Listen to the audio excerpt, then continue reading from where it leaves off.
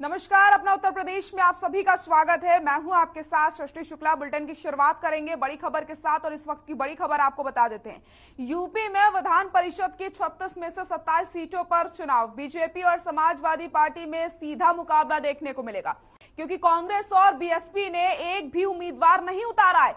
इसी के साथ आपको बता दें 9 सीटों पर बीजेपी के उम्मीदवार निर्विरोध निर्वाचित। यूपी में विधान परिषद की 36 में से 27 सीटों पर चुनाव। बीजेपी और समाजवादी पार्टी में सीधी टक्कर देखने को मिलेगी। इस वक्त की बड़ी खबर आपको बता रहे हैं, जहां पर यूपी में विधान परिषद की 36 में से 27 सीटों पर चुनाव।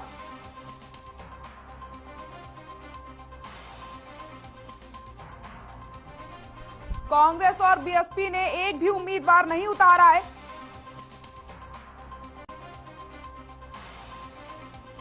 बड़ी खबर आपको बता रहे हैं, जहां पर यूपी में विधान परिषद की 36 में से 27 सीटों पर चुनाव। बीएसपी और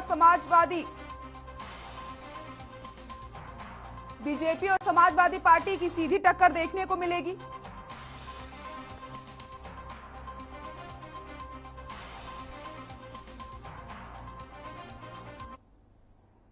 अयोध्या से बड़ी खबर आपको बता देते हैं। फैजाबाद अंबेडकर नगर एमएलसी सीट के लिए मतदान।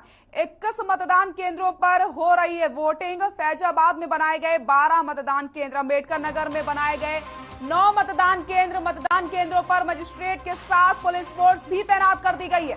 4042 मतदाता डालेंगे वोट। 3 प्रत्याशियों के भाग्य का आज फैसला होगा। तो आपको बताते चले अयोध्या से इस वक्त की बड़ी खबर। 21 मतदान केंद्रों पर हो रही वोटिंग। फैजाबाद में बनाए गए 12 मतदान केंद्र, अंबेडकर नगर में बनाए गए 9 मतदान केंद्र। मतदान केंद्रों पर मजिस्ट्रेट के साथ पुलिस फोर्स की भी तैनाती कर दी गई है। अयोध्या से बड़ी खबर। 4042 मतदाता डालेंगे वोट। 3 प्रत्याशियों के भाग्य का होगा फैसला। अंबेडकर नगर में बनाए गए 9 मतदान केंद्र। मतदान केंद्रों पर मजिस्ट्रेट के साथ पुलिस फोर्स भी तैनात है।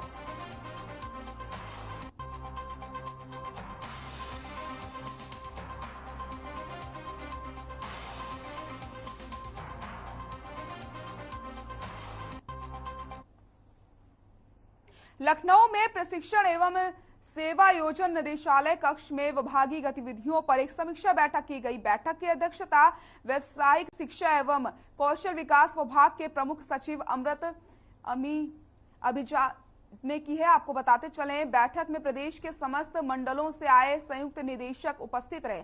साथ ही प्रमुख सचिव ने आगामी 21 अप्रैल 2022 को आयोजित होने वाले अप्रेंटिस मेले के आयोजन हेतु विस्तृत दिशा निर्देश दिए और आगामी सत्र में विभिन्न राजकीय औद्योगिक प्रशिक्षण संस्थानों में संचालित किए जाने वाले न्यू एज कोर्सेज के संबंध में विस्तृत चर्चा की गई है। तो आपको बताते चलें, यहां पर एक अहम बैठक का आयोजन किया गया, जिसमें अधिकारी तमाम मौजूद रहे। प्रमुख सचिव ने अधिकारियों को दिशा निर्देश भी दिए हैं। तस्वीरें भी आपको हम दिखा रहे हैं।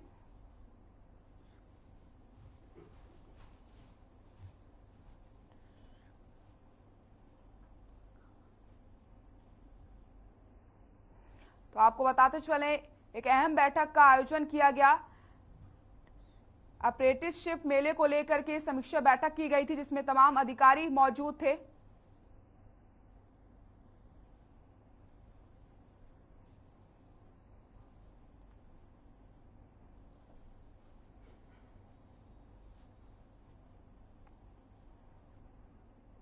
12 के सफेदाबाद रेलवे स्टेशन के नजदीक संदिग्ध बम की सूचना मिलते ही अफरा तफरी का माहौल बन गया।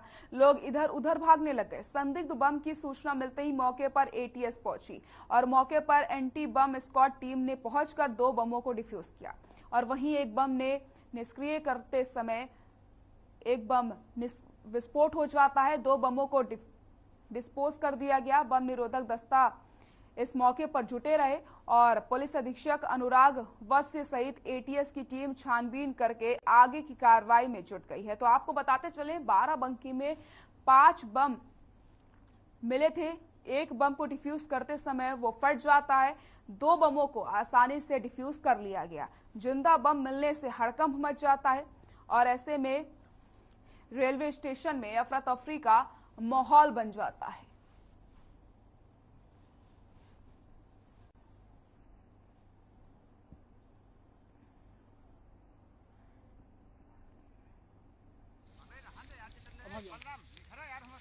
कि आज ये सूचना एक व्यक्ति ने पुलिस को दी थी कि यहाँ एक जगह कुछ ऐसा चीज़ दिख रही है जो बम जैसी दिखाई दे रही है। ये सूचना उन्होंने पुलिस को दी। पुलिस इस सूचना पर तत्काल पहुंची और जो लोग थे उनको आसपास वहाँ से दूर किया, उस एरिया को आइसोलेट किया गया और तत्काल इसकी सूचना हमने वन निरोधक दस्ते को दी। वन निरोधक दस्ता यहाँ टाइम से पहुंचा, हमारे एटीएस कमांडोज पहुंचे और उन्होंने यहाँ मौके पर आके जाँच की और किसी भी परिस्थिति में क्योंकि रिस्क को खत्म करने के लिए कि जो भी वो वस्तु थी उसको उन्होंने नष्ट किया। उत्तर प्रदेश की राजधानी लखनऊ में गोमती नगर पुलिस को बड़ी सफलता हाथ लगी। पुलिस ने प्रोडक्शन हाउस के नाम पर ठगी करने वाले आरोपी सोनू कुमार झा को हनी मैन चौराहे के पास से गिरफ्तार किया है। जानकारी के मुताबिक आरोपी सोनू झा के खिलाफ गोमती नगर थाने में युवती ने मुकदमा दर्ज कराया था, जिसमें उसने पीड़ितों को प्रोडक्शन हाउस में बिजनेस करने के लिए same in hotel Honey man चौराहे के पास मीटिंग के लिए बुलाया था, जिसमें उसने पैसों की डिमांड की थी। पीड़िता ने जब अकाउंट नंबर लेकर के बाहर आने की कोशिश की तो उसे जाने से रोक लिया। वहीं पीड़िता के पिता को वीडियो कॉल करके जान माल की धमकी देते हुए 1 लाख रुपए की मांग की गई, जिसके बाद तहरीर के आधार पर पुलिस ने आरोपी को गिरफ्तार कर लिया।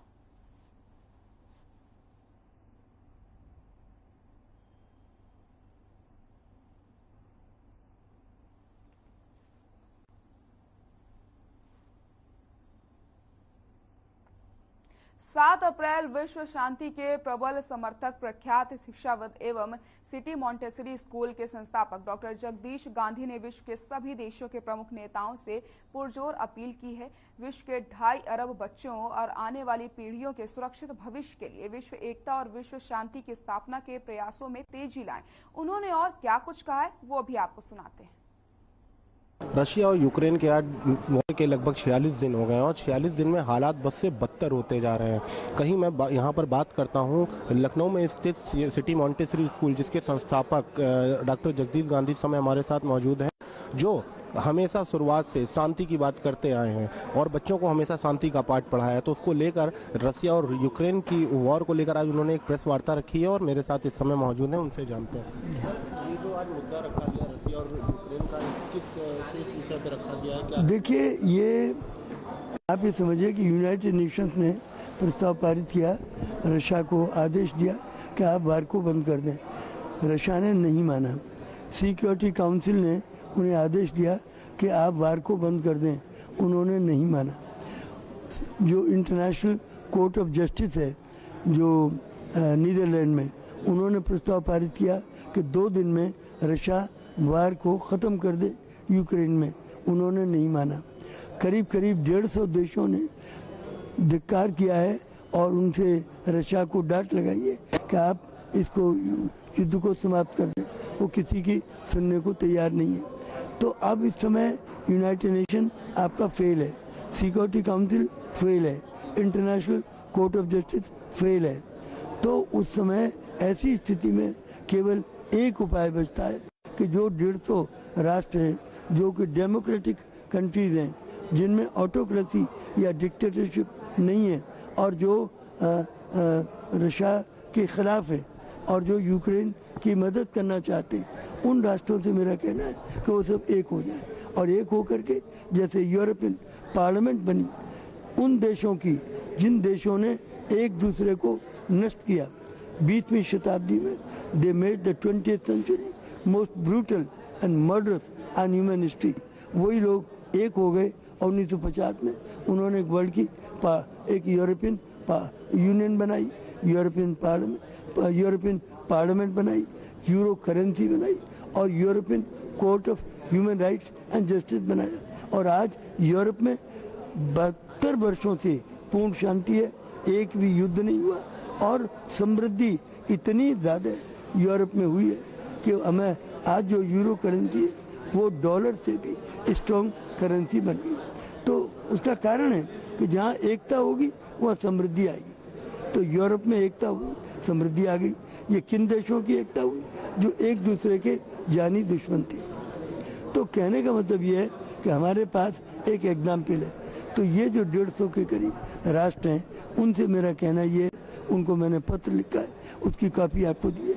उसमें उनसे यही कहा है मैंने कि भाई आप सब एक हो जाओ और एक हो करके, जैसा कि गांधी जी ने कहा था कि वर्ल्ड की एक फेडरेशन बनाओ फ्री राष्ट्रों की, जैसे पंडित नेहरू ने कहा था इधर द वर्ल्ड विल यूनाइट और इट विल पेरिश, जैसा कि गोर्बाचोव जो यूएसएसआर के राष्ट्रपति हैं और जो इंग्लैंड के प्राइम मिनिस्टर विंस्टन चर्चिल और जॉन एफ कैनेडी और आइजनहोवर जो अमेरिका में अभी कल परसों में पत्र डाले, तो मेरे ख्याल से जवाब आना चाहिए, ड्यू कोर्स में आएगा। ये थे हमारे साथ सीएमएस स्कूल के संस्थापक डॉक्टर जगदीश गांधी, जिनका कहना है साफ तौर पर कि अभी 150 राज्यों को पत्र लिखे गए हैं, उसका बहुत जल्दी जवाब आएगा और सबको एक होना चाहिए, उससे यूक्रेन और रसिया की लड़ाई कहीं ना कहीं समाप्त होगी। कैमरामैन साकेत के साथ आनंद सिंह, हर खबर, लखनऊ। लखनऊ में कमिश्नरेट पुलिस की कार्यशैली पर एक बार फिर से सवाल उठ रहे हैं, जहां पारा कोतवाली में तैनात दरोगा का वीडियो सोशल मीडिया पर वायरल हो रहा है। वीडियो में दरोगा पीड़ित से अभद्रता करते नजर आ रहे हैं। हर खबर इस वीडियो की पुष्टि नहीं करता है। वायरल वीडियो में चोरी की सूचना पर पहुंचे दरोगा ने अपना आपा खोते हुए पीड़ित परिवार से अभद्रता की।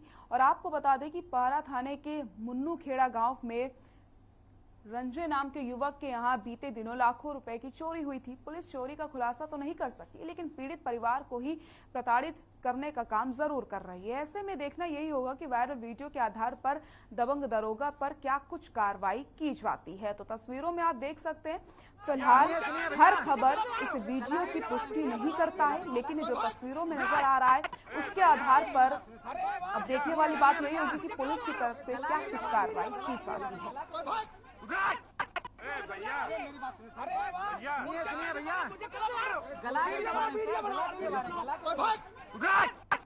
भैया मेरी बात सुनिए सुनिए भैया गला के भैया मेरी बात सुनिए सुनिए भैया गला के भैया मेरी बात सुनिए भैया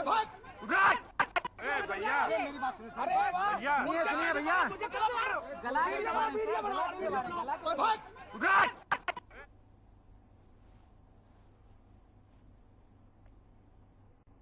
खबर यूपी के सीतापुर से, जहां सीतापुर के खैराबाद के मछरेटा कस्बे में पुलिस ने गौवंश तस्करों को धर दबोचा, जिसमें 6 महिलाएं और 4 अन्य अभियुक्त शामिल थे। गौवंश तस्करी करने वाले की सूचना ग्रामीणों ने पशु सेवा समिति के राष्ट्रीय अध्यक्ष विजय सेठ को दी, जिसके बाद विजय सेठ ने पुलिस प्रशासन की सहायता से गौवंश तस्करी करने वालों को गिरफ्तार कर लिया। वहीं इस मामले में पुलिस ने आरोपियों के खिलाफ मुकदमा दर्ज करके जांच पड़ताल शुरू कर दी है।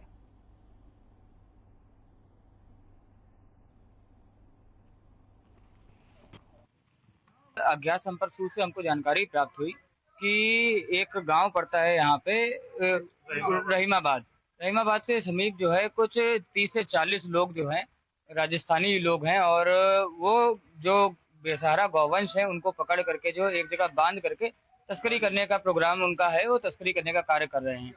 सूचना प्राप्त होते ही हम लोगों ने चौकी प्रभारी खैराबाद, थाना प्रभारी खैराबाद और पुलिस अधीक्षक महोदय, सीओसीटी महोदय, मतलब प्रशासनिक आला अधिकारियों से संपर्क साधने के बाद में हुआ ये कि लमसम 2 घंटे के बाद में हमको पुलिस मुहैया हो पाई। पुलिस मुहैया होने के बाद में, जिसमें 2 घंटे का समय पुलिस प्रशासन के द्वारा लगा, उसके बाद हम लोगों ने जाकर के मौके पे छापा डाला।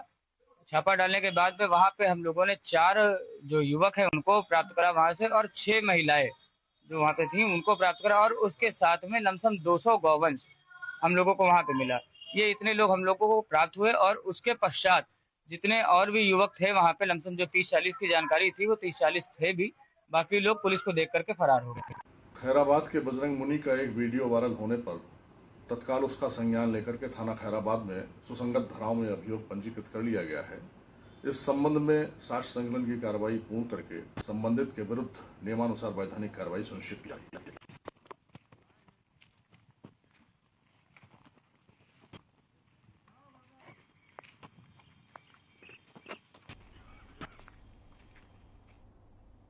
कानपुर में सिविल लाइंस के डीजवी कॉलेज के सामने गुरुवार दोपहर एक बाइक सवार मंचले छात्रा से छेड़खानी करते हुए उसका दुपट्टा खींच लिया। तभी पास से गुजर रहे एसीपी करनालगंज त्रिपुरारी पांडे की उस पर नजर पड़ गई और उन्होंने मंचले बाइक सवारों को पकड़कर पहले 5 थप्पड़ जड़े और फिर उसके खिलाफ शांति भंग में कार्रवाई की।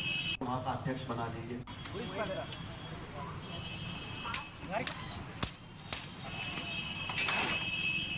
वहाँ का अध्यक्ष बना दीजिए।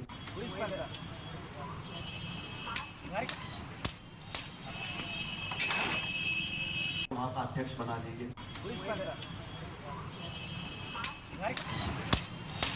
लड़कियों की छेड़खानी को लेकर के कानपुर कमिश्नरेट पुलिस बिल्कुल सतर्क है और हर चौराहे पे, हर मोड़ पे हमारे एंटी रोमियो की टीम लगी हुई, जिसके तहत ही आज एक जानकारी प्राप्त हुई थी और उसके पिता ने कई बार शिकायत किया, उस लड़के को समझाने का भी पूरा प्रयास किया, परंतु इसमें सुधार नहीं हो रहा था, जिसको देख करके इसको चौराहे पे रोक करके इसके विरुद्ध वैधानिक कार्रवाई करते हुए और इसको जिला कारागार में नियुक्त किया गया।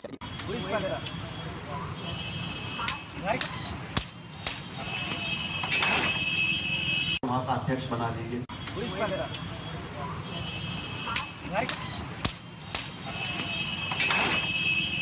वहाँ का अध्यक्ष बना दीजिए।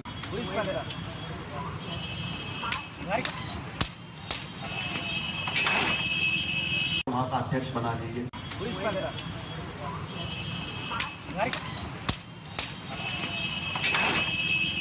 वहाँ का अध्यक्ष बना दीजिए।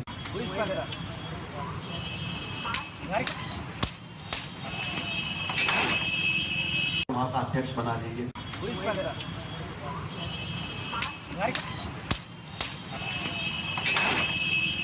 वहाँ का अध्यक्ष बना दीजिए।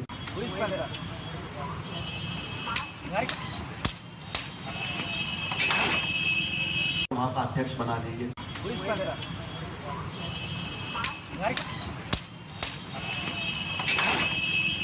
वहाँ का अध्यक्ष बना दीजिए।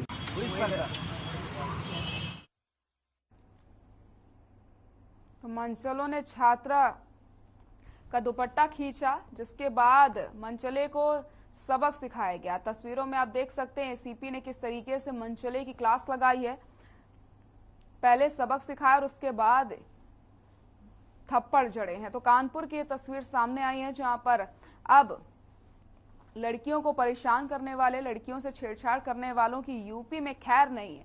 एंटी रोमियो की टीम तो लगातार सतर्क ही है और ऐसे में पुलिस की अगर बात की जाए तो पुलिस भी अपनी निगरानी बनाकर रखे हुए है। तो मंचलों ने छात्रा का दुपट्टा खींचा, जिसके बाद मंचले को सबक सिखाया गया। इन तस्वीरों में आप देख सकते हैं।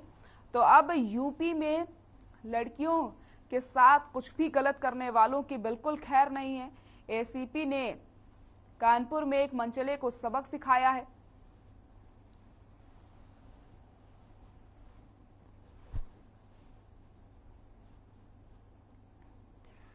कानपुर से ये तस्वीरें सामने आई हैं, जहां पर एसीपी ने एक मंचले को पकड़ लिया और उसके बाद उसे सबक सिखाया गया।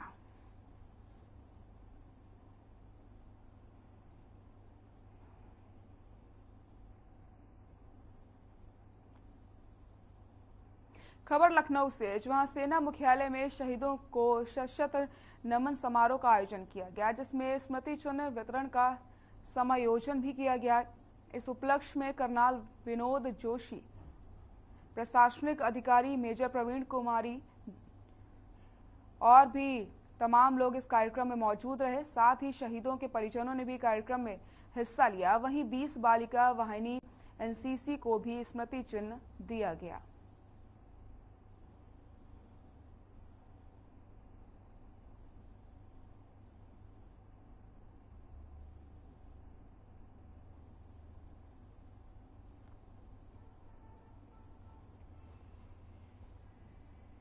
अपना उत्तर प्रदेश में फिलहाल के लिए इतना ही। नमस्कार।